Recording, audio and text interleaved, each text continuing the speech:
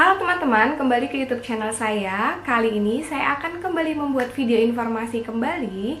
Dan melalui video ini, teman-teman pasti akan mendapatkan sebuah pencerahan di mana yang banyak terjadi saat ini adalah kegiatan yang apa sih yang bisa dilakukan untuk bisa meningkatkan sistem imunitas di dalam tubuh untuk menangkal berbagai macam penyakit atau virus serta bakteri yang lagi banyak mewabah saat ini.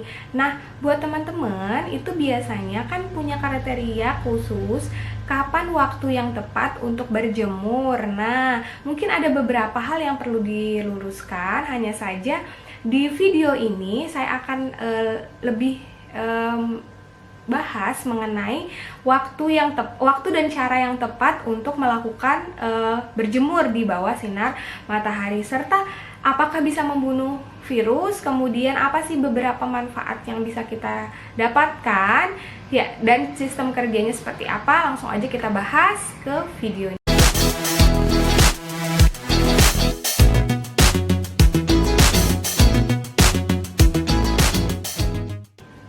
Yang pertama-tama harus kita ketahui adalah sinar ultraviolet atau yang biasa kita kenal dengan UV, sinar UV. Nah, kenapa sih kita harus tahu sinar UV dulu?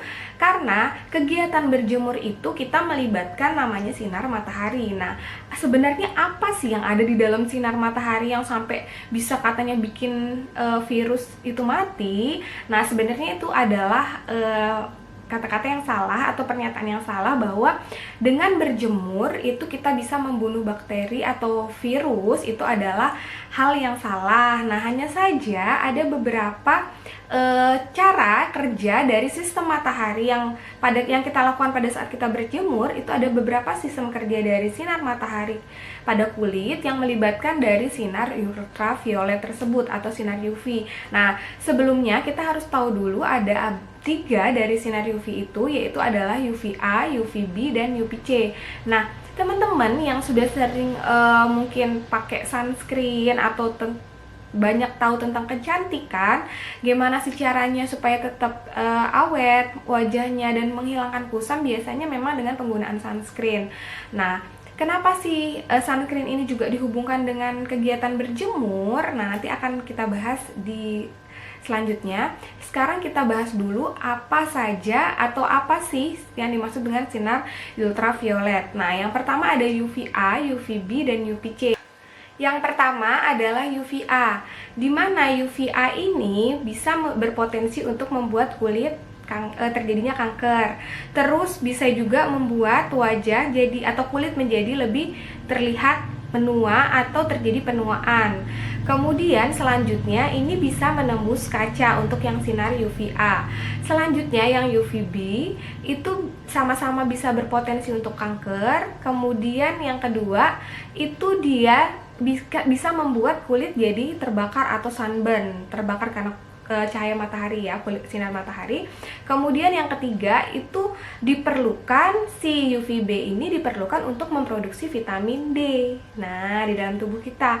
Selanjutnya yang ketiga ini tidak bisa menembus kaca. Kalau yang vitamin UVB, nah tidak bisa menembus kaca. Selanjutnya yang UVC, UVC itu dia tidak ada di permukaan bumi atau tidak terdapat di permukaan bumi. Nah, terus tidak bisa menembus atmosfer juga, makanya tidak ada di permukaan bumi, tapi sama-sama bisa menimbulkan potensi kanker. Nah, oleh karena itu kita yang akan bahas adalah UVA dan UVB. Kapan waktu yang tepat dan caranya yang efektif, yang benar itu gimana sih untuk berjemur?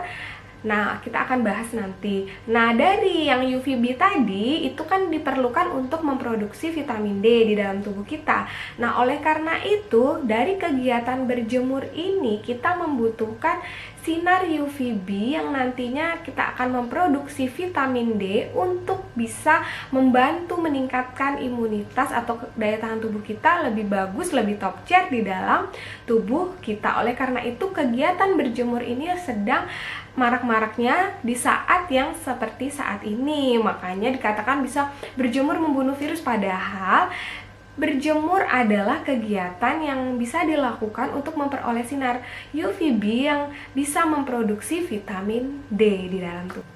Nah, jadi seolah-olah si kulit kita ini seperti pabrik untuk menggunakan si sinar UVB yang kita dapatkan dari proses menjemur itu mengolah menjadi vitamin D, khususnya vitamin D3 di dalam tubuh kita. Nah, teman-teman, tipe kulit apakah bisa mempengaruhi dari lamanya waktu berjemur? Nah, ini bisa mempengaruhi, ya benar. Tipe kulit yang semakin gelap itu membutuhkan waktu yang lebih lama untuk kita memperoleh atau menghasilkan memproduksi sinar UVB menjadi vitamin D. Nah, dibandingkan dengan kulit yang lebih terang atau kulit putih, itu membutuhkan waktu yang lebih singkat untuk bisa memproduksi vitamin D menggunakan si sinar UVB. Kenapa? Karena apabila kulit kita semakin gelap atau seperti kulit sawo matang atau kuning langsat, itu dia lebih gelap sehingga UVB itu lebih sulit untuk menembus atau masuk dibandingkan kulit yang lebih terang. Nah, untuk selanjutnya adalah berapa lama sih waktu yang tepat untuk kita bisa berjemur di bawah sinar matahari untuk memperoleh UVB yang berkualitas. Nah, untuk kulit yang lebih gelap itu seperti kulitnya sawo matang, seperti kulit kulit saya, nah itu kulit sawo matang atau kuning langsat itu biasanya membutuhkan waktu di antara 10-15 menit untuk berjemur, dibandingkan yang kulitnya lebih cerah atau lebih putih itu biasanya membutuhkan waktu sekitar 5-10 menit aja untuk berjemur di bawah sinar matahari. Nah, akan tetapi apabila sinar UV energinya itu tinggi atau lagi panas-panasnya, itu biasanya waktu yang dibutuhkan cukup singkat aja, lebih cepat dibandingkan waktu yang tadi menjadi patokan.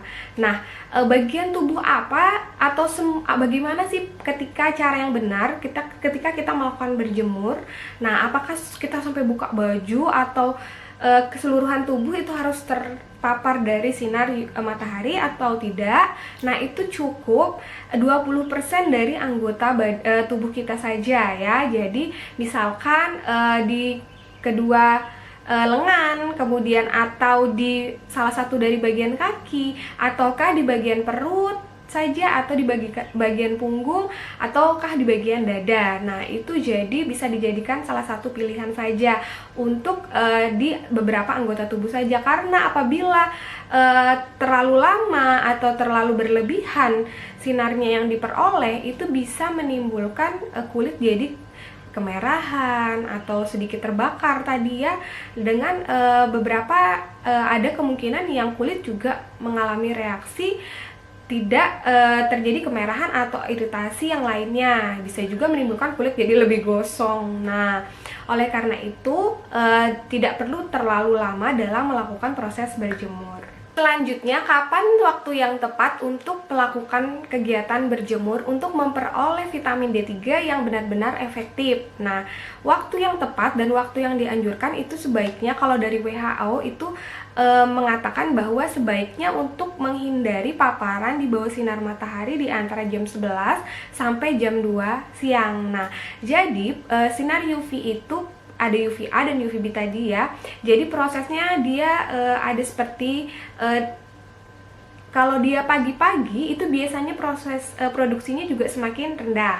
Kemudian siang agak meninggi, kemudian sore dia lebih rendah. Nah, kalau misalkan kalian mau kapan nanya waktu yang pas untuk berjemur, itu di antara waktu misalkan di antara jam 8.30, setengah 9 sampai setengah 10 sampai jam setengah 10 itu sudah cukup untuk waktu yang tepat. Ataukah di antara waktu kalau selain itu kan pagi. Kalau misalkan mau lebih sore, itu biasanya waktunya di atas jam 15 sampai jam 16. Itu merupakan waktu yang rentang waktu yang sinar UVB-nya masih tidak terlalu, energinya tidak terlalu tinggi, karena paparan energi yang sinar matahari UVB yang terlalu tinggi juga bisa menyebabkan beberapa masalah kulit, yaitu bisa terjadi kemerahan tadi, iritasi, terbakar, bisa menimbulkan penuaan, malah kanker, bahkan kanker kulit. Jadi kalau misalnya berjemur tapi malah kulitnya jadi terbakar, itu juga tidak bagus untuk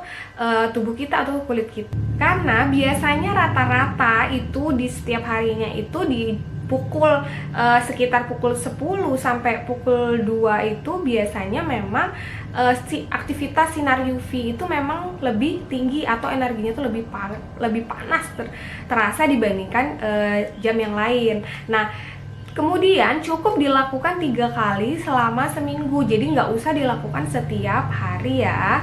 Jadi sebaiknya tidak baik juga terlalu sering itu, jadi sebaiknya dilakukan 3 kali selama seminggu. Karena faktanya itu berjemur itu memiliki lebih banyak efek negatif, tapi bisa dilakukan dengan cara yang benar. Apabila dilakukan dengan cara yang benar dan waktu yang benar serta berapa lamanya itu dengan cara yang tepat, itu bisa memaksimalkan produksi vitamin D3 di dalam tubuh kita.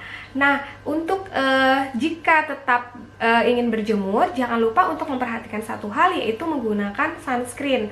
Nah, gunanya apa sih sunscreen? Itu bisa meminimalkan efek samping yang bakal muncul ketika proses berjemur. Bisa merupakan menjadi salah satu perlindungan terhadap efek sinar matahari yang kita dapatkan. Nah, berdasarkan jurnal dari NCBI itu juga walaupun kita menggunakan si sunscreen, itu tetap proses pembentukan vitaminnya itu bisa tetap optimal walaupun kita pakai sunscreen. Nah, itu tapi dia untuk sunscreen yang SPF-nya itu 15-30 ya. Untuk sunscreen yang lebih tinggi SPF-nya itu sampai saat ini belum ada penelitian yang mengatakan itu efeknya seperti apa. Nah, jadi untuk batas maksimal SPF-nya itu 15-30 masih tetap optimal untuk pembentukan vitamin walaupun tetap pada saat proses berjemur itu menggunakan sunscreen. Nah, jadi sebaiknya ketika berjemur itu harus memperhatikan beberapa hal yang tadi saya sampaikan. Berikut waktunya, kemudian berapa lamanya, kemudian apa sih manfaat dari kegiatan berjemur, serta jam berapa waktu yang tepat untuk kegiatan berjemur sudah tadi saya sampaikan. Jangan lupa buat di-share ke teman-teman yang lainnya. Semoga informasinya bisa bermanfaat dan membantu. Jangan lupa buat subscribe dan nyalakan loncengnya, like, serta komen di bawah untuk pertanyaan ataupun sharing mengenai masalah-masalah kesehatan. Sampai ketemu di video-video saya yang selanjutnya.